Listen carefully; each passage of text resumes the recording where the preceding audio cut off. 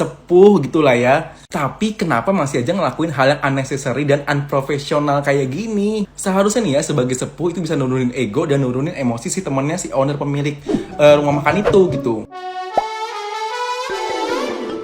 Hola netizen yang tercinta, Sepuh Farida Nurhan akhirnya tampil ke publik memberikan klarifikasi soal konfliknya dengan Kode Blue. Farida Nurhan membantah kabar yang menyebut kalau dirinya melakukan doxing kepada Kode Blue. Farida Nurhan memberikan klarifikasinya di acara Pagi-Pagi Ambyar mengapa ia mengungkap permasalahan pribadi yang menyangkut Kode Blue dengan pasangannya. Padahal itu tidak ada sangkut paut dengan dirinya. Wanita yang biasa dipanggil Omai itu berdalih bahwa ia memiliki tanggung jawab untuk menyampaikan apa yang dirasakan oleh ibu dari pasangan Kode Blue yang merasa anaknya diculik. Farida Nurhan juga membeberkan alasan mengapa ia sangat ingin Kode Blue menampilkan wajahnya ke publik. Kendati begitu, Farida Nurhan membantah bahwa dirinya melakukan doxing karena menyebar informasi pribadi Kode Blue.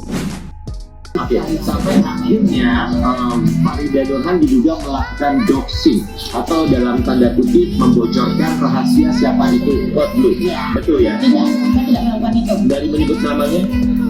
Menyebutkan namanya, tapi saya tidak pernah kayak menunjukkan wajahnya, menunjukkan expression yang sudah ada itu bukan saya. Hanya namanya ya? Iya, karena saya tahu dari sumber yang sudah memberikan ini nggak memberikan ke saya aja. Oke. Jadi saya tenang-tenang aja. Tujuannya Farida Nurhan untuk memberitahu UMKM bukan restoran bintang 5 ini loh Kode Blue yang siapa tahu datang ke tempatnya mau review makananmu yang di spill atau di doxing kenapa namanya? Kalau nama kan orang belum tentu tahu nama tapi tahu wajah.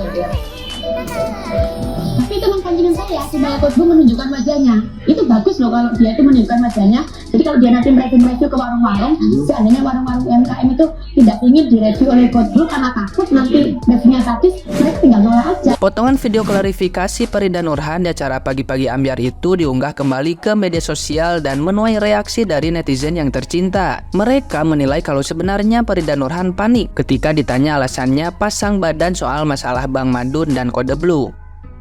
Nah, gimana nih menurut netizen yang maha benar? Silahkan berkomentar ya. Omai yang cantik. Kok jadi bahas fisik sih Omai sih? Jujur gue bener-bener gak dapet poin omongan lo apa sih yang ada di video. Bener-bener kayak kosong gitu.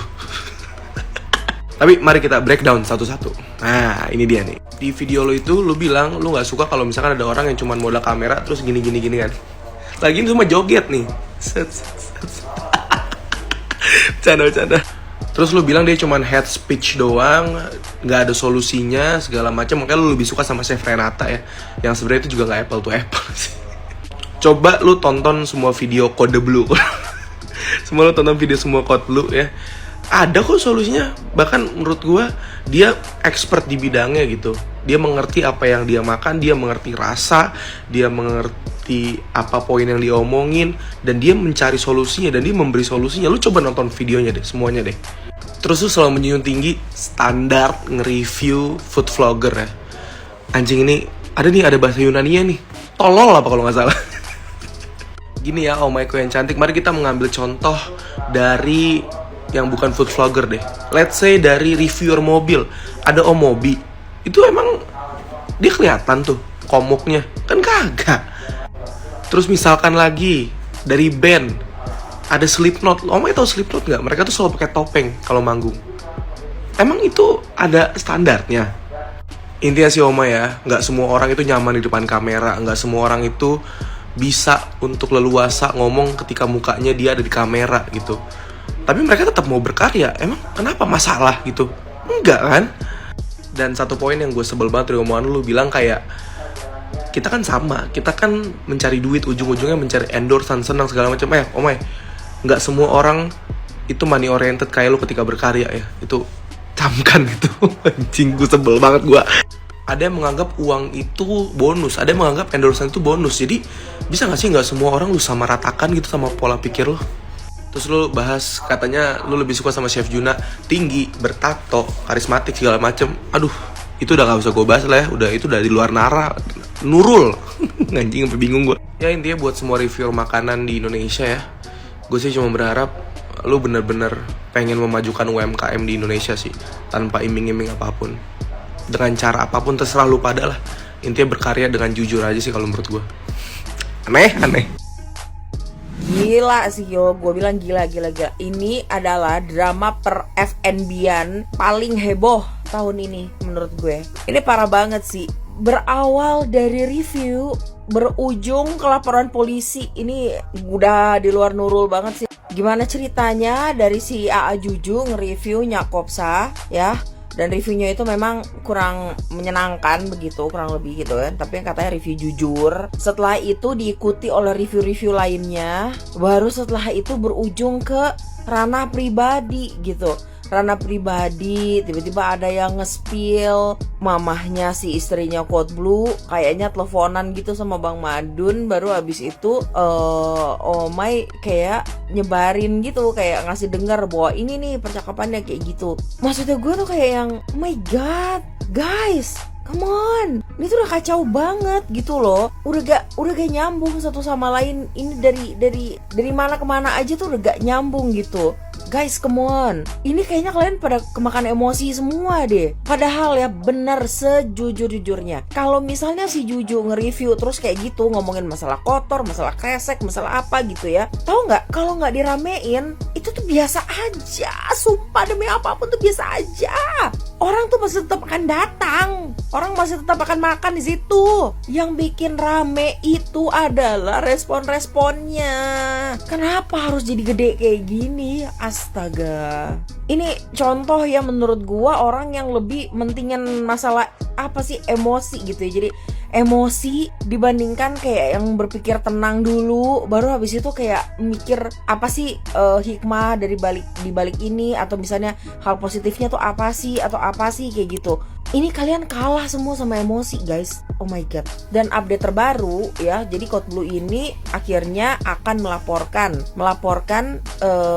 ya si Omai ke polisi karena nge-spill rekaman itu gitu, Kalau kalian mau tahu lihat video rekaman apa gitu ya yang di-spill, kalian cari aja sendiri deh, itu udah beredar luas gitu kemana-mana. Gue tuh cuman kayak yang gue jadi nggak ngerti gitu, dan gue tuh shocknya tuh apa? Gue tuh ngefans sama si Omai ya, gue ngefans banget sama dia gitu, dan gue selalu menganggap dia adalah sebagai figur yang sangat positif gitu, dengan segudang prestasinya dia yang bisa ngerubah nasib dan segala macem gitu. Terus ngelihat dia kayak di awal video tadi gitu ya, kayak mampu untuk, menurut gue sorry banget, itu jadi kayak agak-agak apa ya namanya, kok jadi main fisik gitu, ngomongin masalah fisik gitu. Gue nggak nyangka kalau misalnya dia bisa kayak gitu loh. Dia bisa sejauh itu. Gue gak nyangka. Gue tuh sampai kayak yang berkali-kali gue lihat kayak gue nggak, kok bisa, kenapa jadi kayak gini gitu loh. Aduh, gue gak tahu deh. Nah, menurut pendapat kalian gimana mengenai kericuhan ini gitu ya? Gue sebenarnya ada sih semua video-videonya juga, termasuk videonya istrinya Code Blue yang lagi curhat juga mengenai kenapa sih ini bisa jadi kayak gini gitu ya. Dan itu tuh kalau menurut gue takut sih. Gue bukan masalah gimana ya, nggak enak aja gue kalau gue jadi orang yang makin nyebarin lagi gitu isi percakapannya atau kayak gimana gitu. Cuman kayak gue kayak disbelief gitu, kayak gue nggak tahu lah, gue kayak nggak habis pikir aja kalau ini tuh bisa jadi selebar ini gitu, gak nyambung. Oh my god, ini yang jadi AA Juju nih sekarang nih, pasti dia lagi rasa kayak heran juga. Gue yakin sih pasti orang juga semua pada heran semua, ini kenapa jadi kayak gini. Aduh guys, komen. Soalnya sebenarnya kan perkaranya tuh simple ya, cuma review makanan. Dan harusnya kalau dari pihaknya Kopsa tuh maunya harusnya mau terima kritikan. Tapi malah si Omai Farida ikut campur urusan ini dan ngebuat situasi jadi makin blunder. Ditambah Omai Farida tuh malah memanfaatkan kelemahan. Jadi bisa dibilang kan kita gak tahu sih ya hubungan antara keluarganya Code Blue tuh gimana, antara ibu dan anak. Tapi dia kayak seolah-olah mengambil kesempatan dan malah menjadikan itu sebagai senjata untuk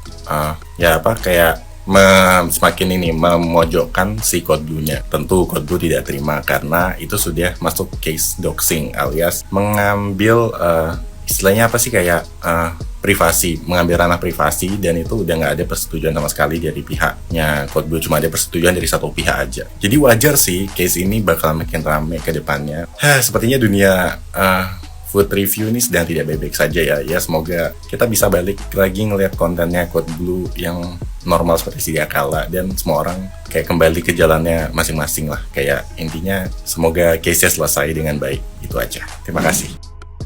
Nah, itu tahu bahwa orang yang punya hak mereview makanan dengan standar itu adalah chef yang sekolahnya chef, dia mendedikasikan hidupnya sebagai chef gitu ya. Kalau sama-sama food vlogger ya itu karena seneng makan, seneng nge-review, enak gak enak, bumbunya kurang atau bumbunya pas, ya itu karena seneng makan.